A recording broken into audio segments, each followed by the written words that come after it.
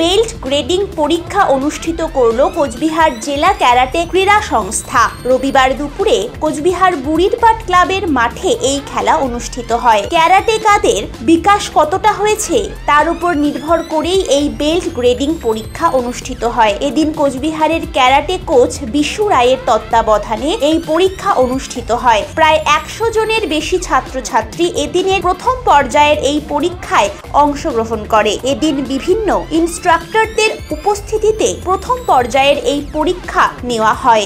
News bureau, Cooch Behar. আমি Bishu Roy, playground Rajbari stadium. আর একটা ডোজো, একটা নিউ ডোজো আমার, ঠিক আছে। এই খাগড়াবাড়ি বুড়িরপাট ক্লাবে নতুন স্টার্ট করেছি।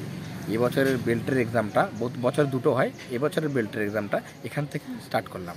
দিনাটাই হয়ে গেছে দুবার, এবার নিয়ে এখানে দুবার হচ্ছে, ঠিক আছে। 6 তারিখ হয়ে গেছে, 7 তারিখ হয়ে গেছে, আজকে 14 তারিখ, আজকে শেষ দিন। কতজন স্টুডেন্ট ছিল? 300 জন স্টুডেন্ট, আজকে 100 জন ছিল। মূলত কি টেকনিক্যাল বিষয়গুলো কি দেখা হলো আর কি? ওদের বেসিক যেটা আছে, কাতা, পাঞ্চ, ব্লক, কিক, এই সমস্তের উপর নির্ভরশীল করেই হয়। আজকে কি দেওয়া হলো নতুন যারা বেল্ট গ্রেডিং, নাকি আরো দেখা হবে? আজকে এক্সামটা হলো, এরপর আমি গেস্টদের ডেকে বেল্ট সার্টিফিকেটটা বিতরণ করব।